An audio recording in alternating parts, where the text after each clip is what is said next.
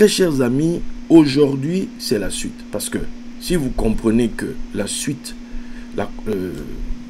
l'aboutissement de la marche des saints du Très-Haut, c'est donc une histoire de règne, hein, puisqu'on nous a dit que les saints du Très-Haut posséderont la domination. Donc ce sont des personnes qui sont mises à part pour la gloire. Ce sont des personnes qui sont mises à part pour régner. Il faut que ça soit clair en fait dans vos têtes. Ça c'est, voilà, l'histoire de Jésus, fils de l'homme, tout ça, ça nous révèle que c'est le principe des saints du Très-Haut, ceux qui sont appelés, qui sont mis à part, qui traversent d'abord des moments difficiles et qui au final vont posséder le règne. Et il est question de régner sur la terre. Il est question de régner sur terre. Je le répète, c'est une question de règne terrestre. Vous comprenez ça? Voilà. C'est de ça dont il s'agit quand tu dis Jésus, fils de l'homme. Et au final, quand maintenant tu aboutis de l'autre côté, c'est maintenant la dimension, on t'appelle fils de Dieu. Puisque c'est comme ça que, quand il est question de David, hein, je peux vous donner ça rapidement, puisqu'il est question de régner, hein, et David est premier-né des rois de la terre. Psaume 89, je suis obligé de vous donner ça quand même pour que vous compreniez, voilà. Psaume 89, verset 27, « Lui, il m'invoquera, tu es mon Père, mon Dieu et le rocher de mon salut. Mais moi, je ferai de lui le premier-né, le plus élevé des rois de la terre. » Donc, quand on appelait quelqu'un fils de Dieu, dans les temps anciens, les rois étaient des fils de Dieu. Voilà, c'était pour dire qu'il avait la faveur de son Dieu, qu'il était le favorisé de son Dieu. Tu vois, nous, dans des pays comme en Égypte, tu vois, les rois, ils avaient des noms dans lesquels on retrouvait le nom de leur Dieu. Par exemple, Ramsès, tu vois, voilà, dans Ramsès, là, il y a Ra, le nom de Ra.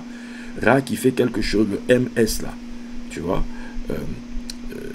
Qui d'autre? Tu as Toutankhamon, tu vois, Toutankhamon. Donc, tu as Thoth, et puis tu as Amon, dans le même nom, pour dire que cet homme-là était le favorisé d'un Dieu, d'un certain Dieu. Il avait la faveur de ce Dieu-là. Donc, quelqu'un maintenant qui atteint, qui ressuscite, qui passe de la mort à la vie, qui maintenant entre dans le règne, qui possède le règne, les gens vont dire, lui, il a la faveur de Dieu. Voilà, les dieux l'ont favorisé, voilà pourquoi il est grand, les dieux l'ont favorisé, il est puissant, etc., etc. Voilà, ça.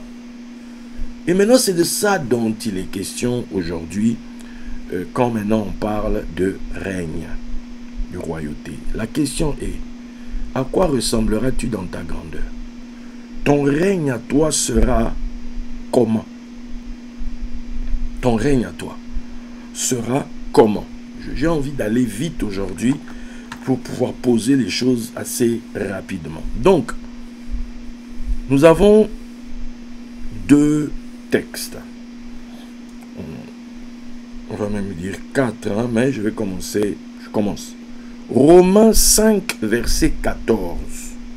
Romains 5, verset 14, là-bas il est dit, « Cependant, la mort a régné depuis Adam jusqu'à Moïse. » Je répète, Romains 5, verset 14.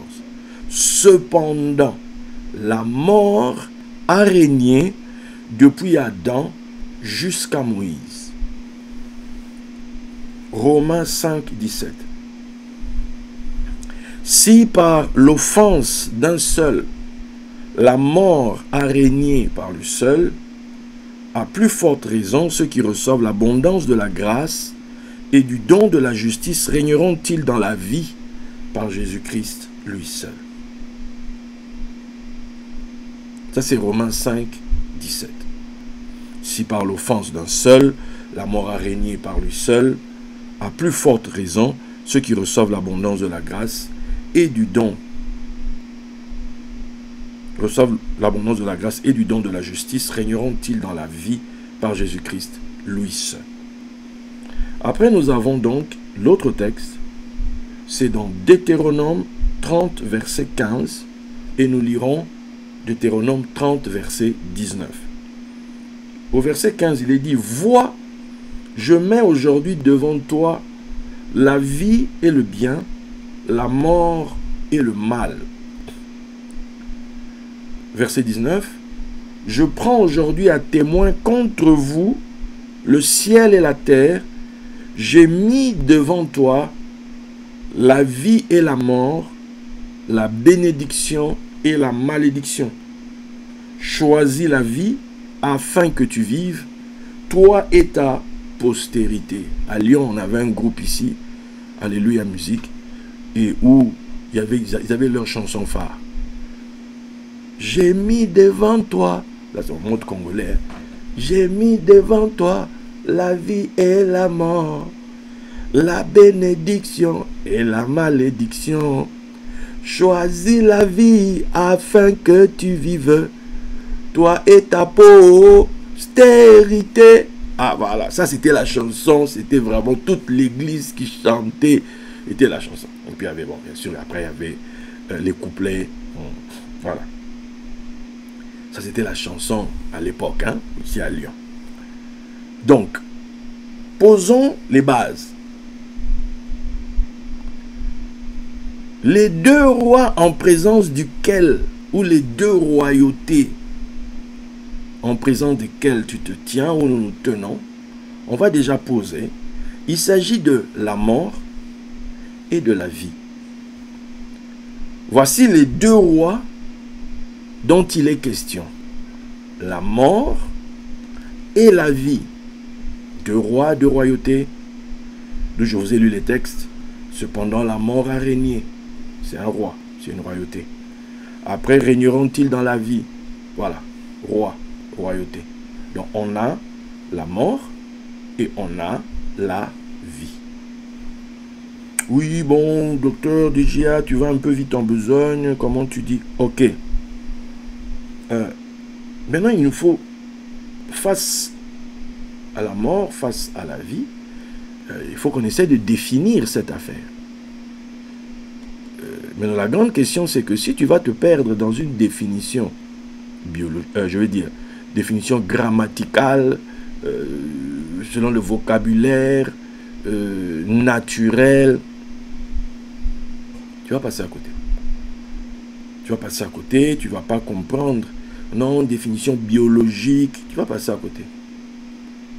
C'est là qu'on dit que la lettre va vraiment te tuer. Vraiment, la lettre va te tuer. Maintenant, il faut nous poser la question, de quoi on parle? Nous savons déjà, par exemple, où on nous dit, est appelé, comment on appelle ça? Pauvre, le mort, est appelé riche, le vivant. Bon, ça c'est un premier niveau que nous avions déjà décodé. Voilà. Mais aujourd'hui, je vais vous demander de prendre encore un peu d'air et de plonger encore plus bas encore. Qu'on aille trouver un autre level par rapport toujours à la mort et à la vie. Parce qu'à ce jour, nous savons que la mort, c'est la pauvreté, la vie, c'est la richesse. C'est là où nous avons posé nos pieds à un moment donné, qui nous a permis de décoder des choses, d'expliquer des choses. Bien. Maintenant, je vais vous emmener un peu plus loin que ça. Quand tu prends le mot mort en hébreu, c'est le mot, je veux dire ça comme ça, mavet. Ok? Des fois, ça se lit comme ça, mavet. Des fois, on va le lire autrement. On peut le lire mout, comme on peut le lire mavet. Ok? Donc, on a un mem, on a un vav et on a un tav. Ok? Mem, vav, tav. Et la vie, c'est le mot chayim. Chayim, nous nous retrouvons avec le chet. On a un double yod, 2 fois yod, et on a le même. À partir du moment où tu poses les lettres hébraïques qui nous parlent de la mort et qui nous parlent de la vie, ça nous ouvre un plan de lecture qui jusque-là nous échappait. Parce que lorsque nous parlons de la mort dans la Bible, nous avons le niveau aussi, la lettre qui tue, c'est l'esprit qui vivifie. Tous ces niveaux-là, on les connaît. Mais aujourd'hui, ce n'est pas là-bas qu'on va aller. Ou sinon, on va juste voilà, frôler ça. Mais ce n'est pas là-bas. on sait que l'histoire de la mort commence dès le départ là, de l'affaire. Okay? Si tu manges du fruit de l'arbre de la connaissance du bien et du mal, tu mourras. Alors maintenant, il y a plein de définitions. Voilà. Maintenant, revenons. Je vais parler de 2 rois.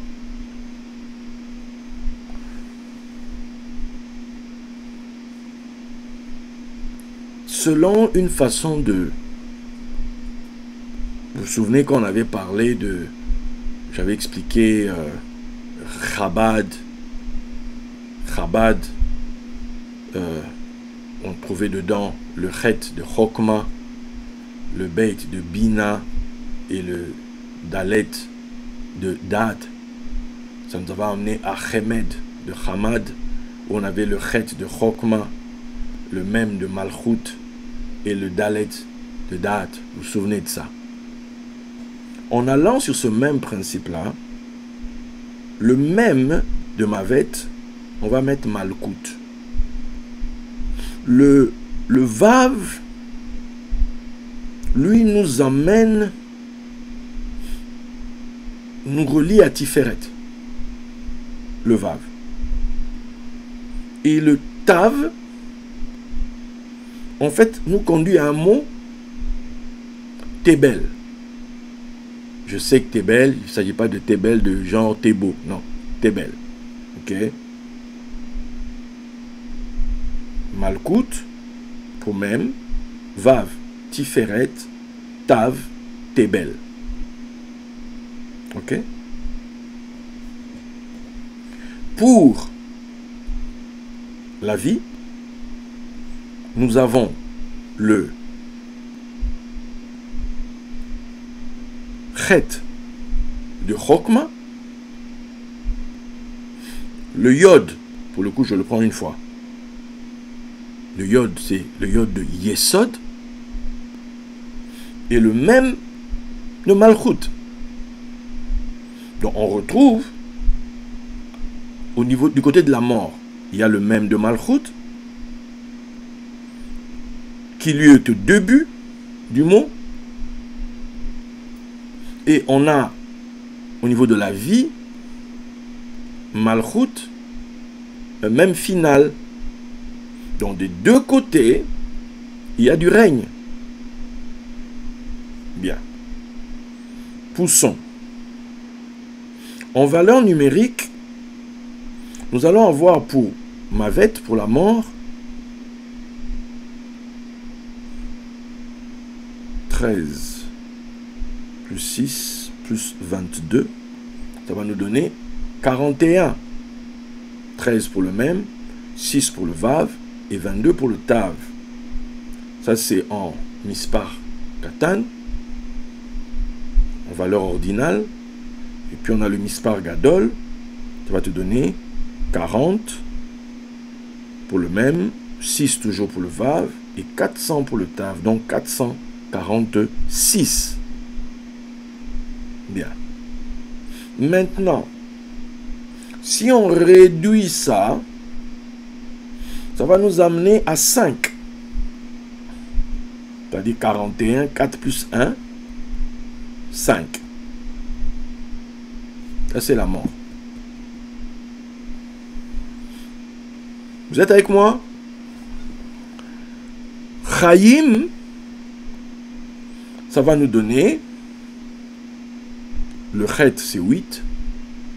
2 fois Yod, c'est 10, 10, ça fait 20. On a déjà 28. Le même final, lui, il est à 24. Puisque le même final, c'est la 24e lettre. Donc, 24 plus 28, ça te donne 52. Chaim, la vie, c'est 52. Mispar, Katan, donc ça nous ramène à Mashiach. Ça fait écho à quelqu'un qui a dit « Je suis la vie ». 52. Et en Mispar Gadol, il est à 628. Puisque le même final est à 600, les deux Yod 20, le Chet 8, donc 628. Si on réduit tout ça, ça nous emmène à 7. Donc on se retrouve avec la mort en mode 5 et la vie en mode 7. Voici, je mets devant toi la vie et la mort. Voici, je mets devant toi le 5 et le 7. Est-ce que ça vous parle? Si je vous présente ça maintenant comme ça, le 5 et le 7, est-ce que ça fait tilt? Est-ce que ça fait écho? Tu vois?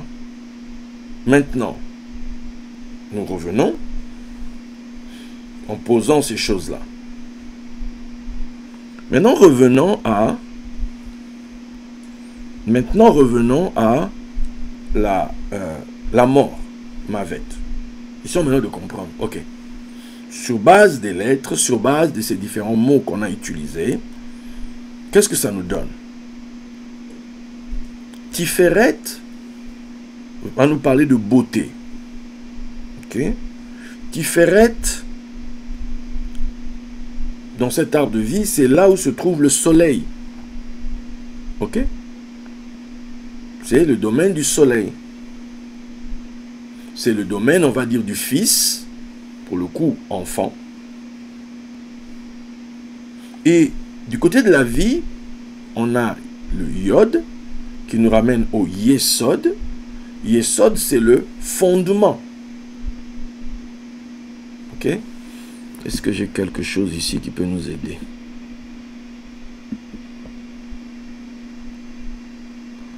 Oui, hein, ça peut aider. Ouais, ça peut aider. Voilà, regardez ça. Regardez ça pour que vous compreniez un peu quand on utilise des termes comme ça, dans la logique secrète d'Israël, on va te montrer. Donc, en bas, vraiment en bas, c'est en mauve là, c'est Malkout, c'est la royauté, c'est la noblesse.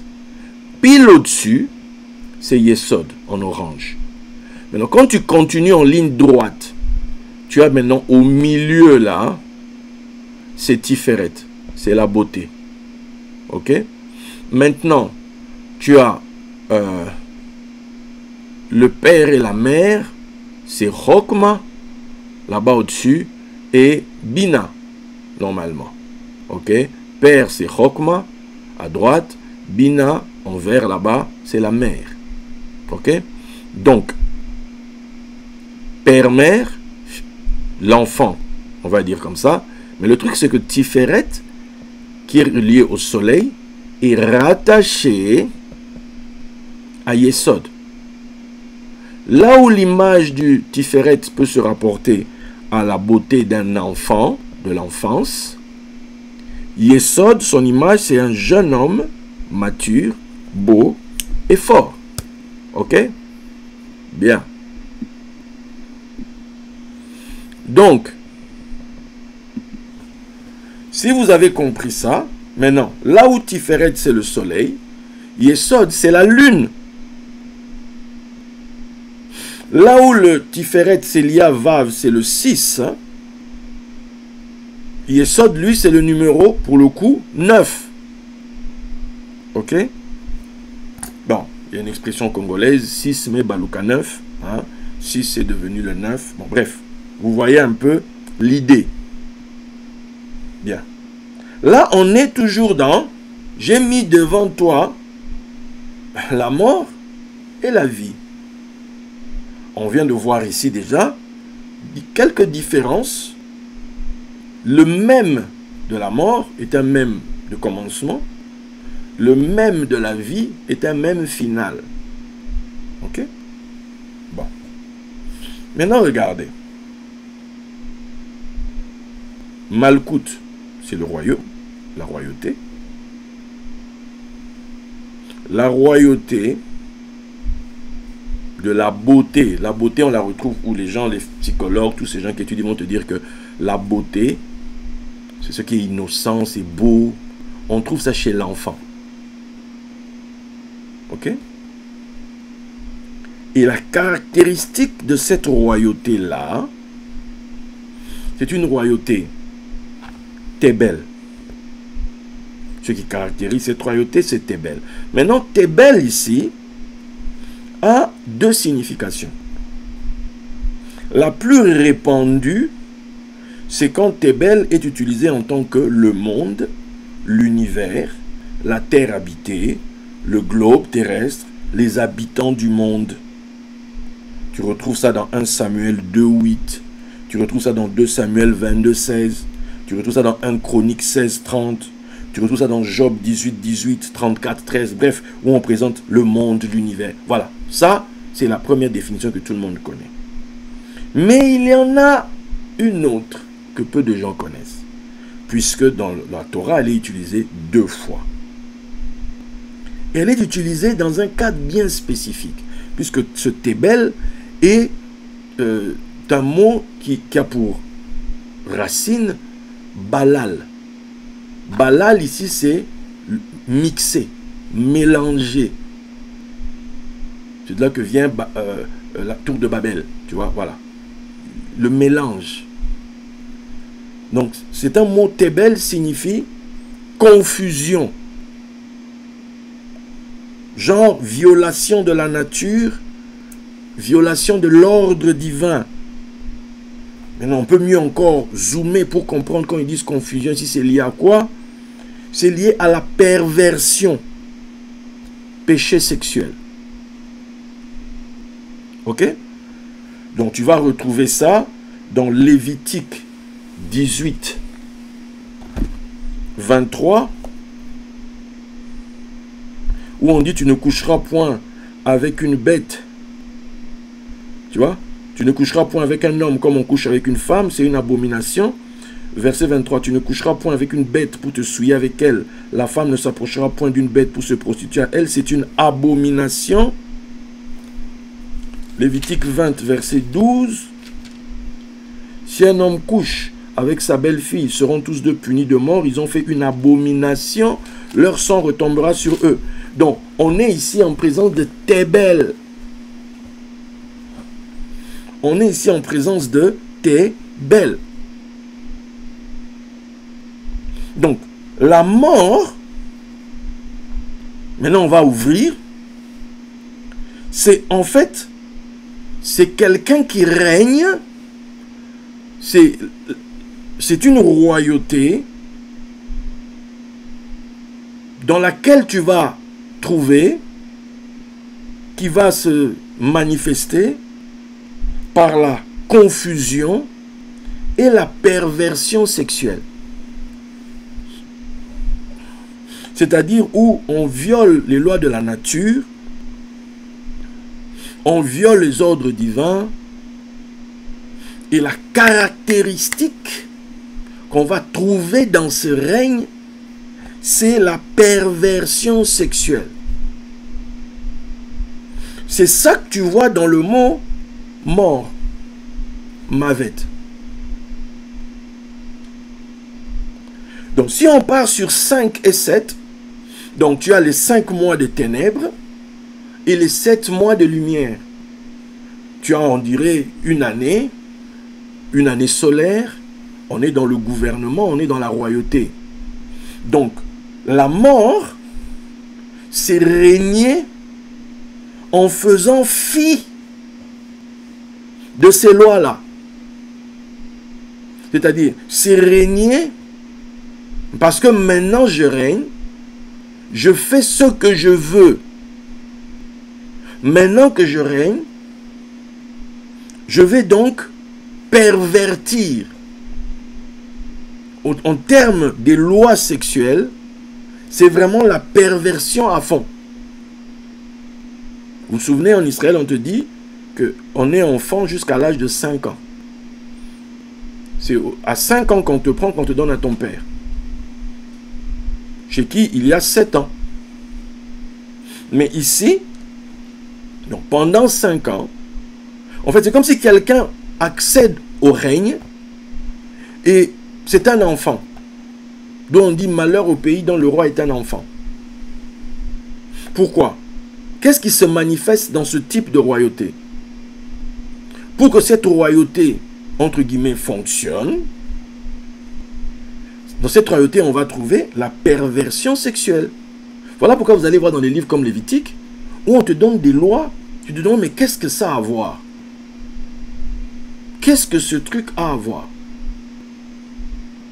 Quand l'homme mange de l'arbre, on dit, le fruit de l'arbre, on dit, tu mourras. Et maintenant, la Bible nous dira que la mort a régné d'Adam jusqu'à Moïse. Alors, si toi tu restes seulement sur le fait que biologiquement, les gens sont morts, non. Puisque Adam va vivre encore très longtemps. La mort dont il est question ici, c'est que d'un point de vue de la sexualité, ça va devenir totalement illicite. La perversion va atteindre son comble quand vous arrivez dans Genèse 6. Genèse 6, c'est où? Voilà. Genèse 6, verset 11 à 12. La terre était corrompue devant Dieu. La terre était pleine de violence. Dieu regarda la terre et voici, elle était corrompue, car toute chair avait corrompu sa voix sur la terre. D'où maintenant il dit, la fin de toute chair est arrêtée devant moi. Parce que toute chair avait corrompu sa voix. D'où on te dit par exemple, voilà, versets 8 à 9. Mais Noé trouva grâce aux yeux de l'Éternel. Voici la postérité de Noé. Noé était un homme juste et intègre dans son temps. Noé marchait avec Elohim. Marcher avec Elohim était un code. C'est-à-dire que Noé respectait la loi d'Elohim. D'où vous allez voir que dans l'arche, le signe de l'arche était une histoire des couples. Tu vois? Mâle et femelle, mâle et femelle, mâle et femelle. Il n'y a pas une histoire de mâle-mâle, femelle-femelle, non. Dans l'arche de Noé, c'est une arche de mâle et femelle. Parce que Noé a justement trouvé grâce, parce que lui, dans sa génération, où tout le monde avait corrompu sa voix, c'est-à-dire, où la perversion sexuelle, c'est-à-dire aller à l'encontre des lois. C'est ça en fait, si vous avez compris la mort. Le mot tébel, confusion, violation de la nature, de l'ordre divin. Tu vois? Perversion, péché sexuel. Donc, la raison du déluge bibliquement, c'est que toute chair n'a plus à vivre. Pourquoi? Parce que sa fin est arrêtée. Ils ont perverti leur voix. Ils ne font plus les choses telles que Elohim a voulu que ça se fasse. Au commencement, Dieu fit l'homme et la femme. C'est-à-dire le principe qui régit selon Dieu. Maintenant, les hommes, ils font ce qu'ils veulent. La preuve, on vit dans un siècle où les gens font comme ils veulent. Les gens, entre l'idéologie woke, entre les trans, entre tout ce que tu veux, aujourd'hui, il y a même des lois qui maintenant encadrent tout ça, etc. Donc, il y a des royautés, il y a des règnes qui, justement, utilisent la perversion sexuelle pour entretenir leur pouvoir.